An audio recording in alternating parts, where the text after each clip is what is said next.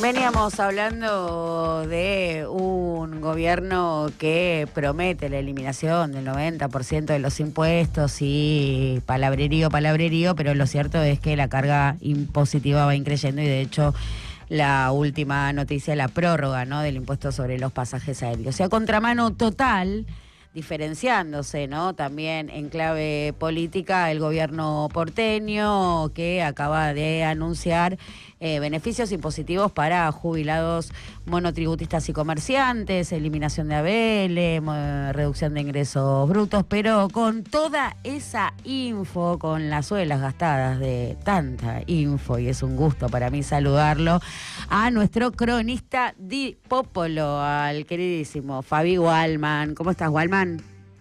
Iglesias, bien, buen día para vos, buenos días para toda la audiencia de La Patria. Efectivamente, como vos bien decís, un gobierno que además no solamente volvió a imponer un impuesto que está siendo objetado desde el punto de vista constitucional, ¿no? Hay que decirlo, porque el Poder Ejecutivo no se puede atribuir funciones que son netamente del Legislativo, y esto es, por decreto, determinar un impuesto. De hecho, el diputado de la coalición cívica, Juan Manuel López, ha dicho que lo van a tratar de voltear en la Cámara de Diputados, como todos los decretos que el gobierno saca imprevistamente. Pero más allá de esto, y además que no solamente eso, sino que el gobierno nacional aumentó la carga impositiva a lo largo de su primer año de gestión, la llevó prácticamente un 23% contra el 22%, que era el anterior el gobierno del Frente de Todos. Aquí en la ciudad de Buenos Aires, en la sede de la calle Uspallata, el jefe de gobierno, Jorge Macri, iba a decir Mauricio,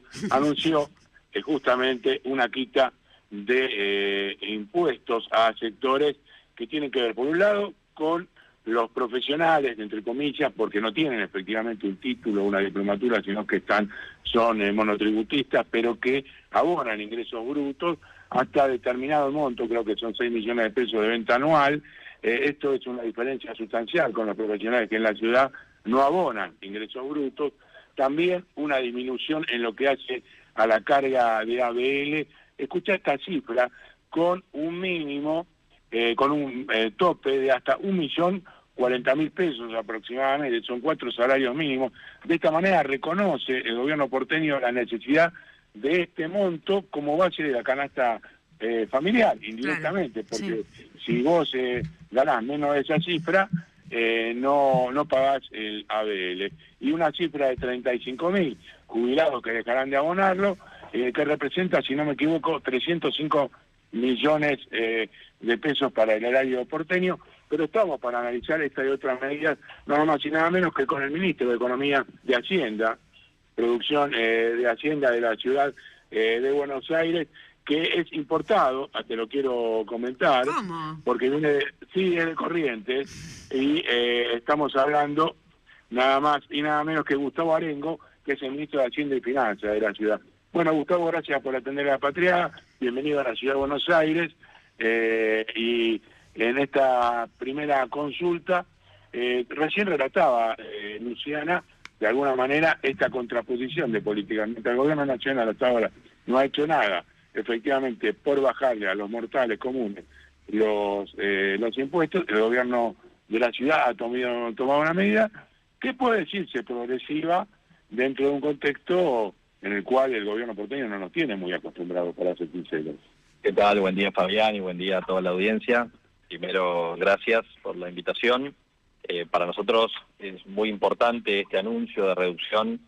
Primero que nada, nosotros venimos en un trabajo de 4 años que venimos ordenando la cuenta pública y en la cual tuvimos déficit cero, y eso nos permite hoy poder anunciar estas medidas de reducción que abarcan no solo a los jubilados, como mencionaste recientemente, y a los de servicios no profesionales, sino a todos los comercios, pymes, porque en ese sentido vamos a estar devolviendo saldos a favor de ingresos brutos, que eso sí es una medida inédita, que en 4 días hábiles van a poder contar aquellos que tengan saldos a favor de hasta 2 millones, le vamos a devolver esos recursos para que puedan reinvertirlos, y también eliminación de la tasa de sellos para alquiler de comercios, para emprendimientos de pozo, leasing, todo lo que tenga que ver con la reactivación de la economía de la ciudad, que para nosotros es muy importante, así que muy contentos con el anuncio de esta medida de baja tributaria, pero sí, en lo que planteaste recién, creo que esto es un camino que la ciudad viene haciendo hace bastante tiempo, porque nosotros con el consenso fiscal del 2017 veníamos en un proceso de reducción de alícuotas de ingresos brutos a sectores productivos, y en el 2023 hemos consolidado esa baja cuando después del 2019 muchas de las provincias han vuelto a subir o han suspendido esa baja que proponía el consenso fiscal de reducciones de ingresos brutos, y nosotros eso queremos sostenerlo, y para nosotros es muy importante reforzar este concepto de baja de impuestos a los sectores productivos para que puedan revitalizar la economía, y con poco, como dijo Jorge Macri en el anuncio de hoy, que se vea alguna luz de esperanza al final de camino en esa reactivación. Escucha a Luciana a mí. Ministro, ¿Qué tal, Luciana? buen día, ¿cómo le va? Muchas gracias por su tiempo. ¿Ya? A ver, digo, provincias que tienen las cuentas en orden, digo, hay varias, ¿no? Podemos citar, digo, Córdoba tiene déficit cero, digo, son varias las provincias que mantienen o que profundizaron el ajuste sobre las cuentas o el ordenamiento de las cuentas públicas, así todo la reducción de la coparticipación y de las transferencias las golpeó muchísimo. Esto para preguntarle más allá, ¿no?, de la meta fiscal, ¿qué es lo que hace que la ciudad de Buenos Aires pueda seguir con las obras públicas? De hecho, hoy es noticia que se van va a haber obras en la estación de Subte B y en la estación de Subte A, si no me equivoco, estación Pueyrredón y estación Lima. Digo, continúan, ¿no?, las obras. Uno ve en toda la ciudad de Buenos Aires obras con respecto al gas. ¿Qué es lo que diferencia a la ciudad de Buenos Aires de otras provincias que también tienen experiencias de ordenamiento de sus cuentas públicas? No, es cierto que muchas de las provincias estaban con equilibrio fiscal. Sí, también una de las diferencias importantes es que la ciudad tiene cierta autonomía en la cual el 80% de los recursos es de recaudación de tributos propios, a diferencia de muchas de las provincias que necesitan de los recursos y las transferencias nacionales, que este gobierno nacional ha cortado esas transferencias nacionales, entonces han tenido un impacto mucho más importante en ese sentido que la ciudad. Independientemente de eso, la ciudad, también por la caída de actividad económica, porque el 90% de los recursos de la ciudad de Buenos Aires responden a la actividad económica. También hemos visto sufrir ingresos durante el 2024, pero creo que lo relevante acá es que hemos hecho una baja también considerable del gasto en el 2024 del 10%, que en un proceso de recuperación de actividad económica esto nos va a permitir poder trasladarlo en parte a gastos en obras, que son las que has mencionado recientemente y ya hemos anunciado, toda la renovación de coches de la línea B, renovación de coches de otras líneas, la cárcel de Marcos Paz, los pasos bajo nivel, el ensanchamiento de la autopista de Lepiane, todo el proceso de informatización de la historia clínica electrónica en todos los hospitales públicos, privados, que venimos trabajando también en esa agenda. Y aparte de eso, poder canalizar parte de esa baja de gasto que se hizo en el 2024 y que estamos previendo hacer también este 2025, poder volcarlo al sector privado a través de la baja de impuestos. Pero es parte de un trabajo que se viene haciendo hace mucho tiempo, ordenamiento fiscal. Entonces, Arengo, a ver si entiendo bien, esta reducción impositiva que realmente es muy beneficiosa, sobre todo para sectores que vienen golpeados, los comerciantes, jubilados, autónomos y monotributistas, así como no una ciudad que puede seguir manteniendo en cierta forma la obra pública, a diferencia del resto del país, se explica básicamente porque es el Distrito Federal, porque concentra la administración de las filiales de tanto el sector público como el sector privado, porque es básicamente la capital administrativa y el Distrito Federal, y eso le permite seguir generando recursos. Hoy también la estructura impositiva propia. Así es, nosotros tenemos muy poca dependencia del gobierno nacional, tan solo el 20% de nuestros recursos vienen del gobierno nacional, entonces eso nos da mucha autonomía para poder gestionar en estos contextos en cual la situación económica está delicada y poder volcarlo también al sector productivo y a estos sectores vulnerables. A diferencia de algunas otras provincias que las transferencias nacionales representan más del 90% de sus recursos, y en ese caso tienen mucho menos autonomía para tomar este tipo de definiciones. Te hago una última, Arengo, y te dejo descansar. Entonces, entendiendo esto y estas distancias, ¿no?, que hay con las otras localidades, provincias, municipios a nivel país, ¿qué pensás esta discusión que tiene el gobierno nacional sobre la inclusión de las tasas municipales y etcétera en cobros compulsivos de facturas de luz o otros servicios? Mirá, ahí yo creo que el gobierno nacional está planteando una agenda en la cual se puedan dilucidar cuáles son las competencias que tienen cada nivel de gobierno, las competencias a nivel municipal, a nivel provincial, a nivel nacional, y en base a eso poder rediscutir el tema de los recursos. Yo creo que es importante eso, digo, y en esta rediscusión de recursos entender cuáles son las responsabilidades. Creo que en eso el gobierno nacional también muchas de las funciones que venía tomando tanto en materia de salud, en materia de educación, está planteando directamente a las provincias que se hagan cargo en un proceso de rediscusión total del sistema, tanto en términos de gasto, en términos de recursos. A mí me parece que una discusión propicia, creo que obviamente va a generar tensión en los distintos niveles de gobierno, pero creo que una discusión propicia a dar cuando no había tanta claridad en ese sentido de los recursos que financian los distintos gastos de gobierno. Yo estoy de acuerdo en que se den ese tipo de discusiones, pero lo que sí no voy a hacer es descansar, porque ahora vamos a estar full con el tema de la aplicación de esta medida que anunciamos hoy. Mismo desde hoy, si entras ya a la página de AKIP, ya se pueden ver actualizados todo lo que tiene que ver con la exención para jubilados y discapacitados, y a partir del lunes va a estar operativo todo el proceso de devolución automática de ingresos brutos, y vamos a estar mandando todos los proyectos de ley a la legislatura para que se puedan tratar en sesiones extraordinarias y los vecinos puedan tener estos beneficios lo más rápido posible. Así que muchísimas gracias por esta convocatoria y esta charla. No, muchísimas gracias a vos por habilitar el diálogo. Bueno, me quedan dos preguntas, Gustavo. Por un lado, consultarte una pregunta histórica que tiene que ver con el país en realidad y con la ciudad de Buenos Aires. Porque vos acabas de decir claramente que la ciudad de Buenos Aires tiene esos recursos porque ha sido históricamente la sede administrativa del país, que si no fuera de otra manera no podría subsistir. Si no tuviese a las grandes empresas radicadas, si la justicia federal no recibiera todos los aportes que recibe en la ciudad de Buenos Aires y los bancos estuviesen aquí, el ingreso bruto que cobra en la ciudad, de empresas supuestamente instaladas en otras provincias, todos esos beneficios que acabas de alguna manera de decir, está claro que es una desigualdad con respecto a las otras provincias. Y por otro lado, históricamente todo el país ha pagado y subsidiado siempre los servicios de la ciudad de Buenos Aires. Ni hablar del sistema de cloaca, ni el tendido eléctrico, y todo ese tipo de cosas. Cuando se plantea una discusión en la cual una provincia dice, o un porteño dice, ¿por qué no cuidan el dinero como lo cuidamos los porteños? ¿Qué hay de sincero para decirle a ese porteño que dice, mire, nosotros construimos todo esto gracias a que la República Argentina tiene su sede en esta capital?